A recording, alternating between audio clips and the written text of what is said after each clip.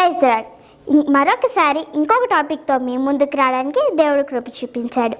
బైబిల్లో కొన్ని అసాధారణ కార్యాలు ఉన్నాయి. మానవుడు చేయలేనివి దేవుడు మాత్రమే చేయగలిగేవి. మొదటిగా ఇస్సాకు జననం. అబ్రహాము భార్య అయిన శారా గొడ్రాలు. అబ్రహాముకు 100 సంవత్సరములు, శారాకు 90 సంవత్సరములు. నిండు వృద్ధాప్యమందు పిల్లలు కనలేని వయసులో వారి జీవితంలో దేవుడు అబ్రహాముకు, శారాకు ఇస్సాకును ఇచ్చారు. ఆదికాండము 21వ అధ్యాయం 1 నుండి 3 వచనం. రెండవదిగా షునేమీరాలి కుమారుని జననం. షునేము పట్టణంనకు ఒక ధనికుడైన ముసలివాని భార్య అయిన ఈ గొడ్రాలు ప్రవక్త అయిన ఎలీషా మాట చెప్పున గర్భవతి అయి కుమారునికి జన్మనిచ్చింది. 2వ రాజులు 4వ అధ్యాయం 14 నుండి 17 వచనములు.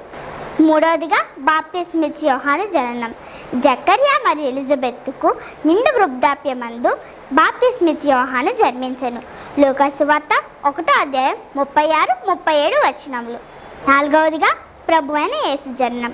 కన్య మరియ పరిశుద్ధాత్మ వల్ల గర్భవతి అయి మన ప్రభు అయిన యేసుకు జన్మనిచ్చాను. కన్యకు ఎక్కడైనా పిల్లలు పుట్టడం చూసామా? లేదు, కేవలం పరిశుద్ధాత్మ దేవుని ద్వారా మాత్రమే జరిగింది.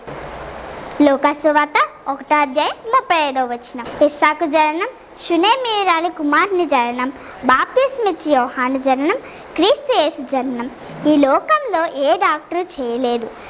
అలాగే మన జీవితంలో అసాధ్యం అనుకున్నటువంటి కార్యాలను దేవుడు చేయగలడు. మత్తయి సువార్త 19వ అధ్యాయం 26లో ఇలాగుంది: మనుషులకు అసాధ్యమే కానీ దేవునికి సమస్తమును సాధ్యమే. Thank you.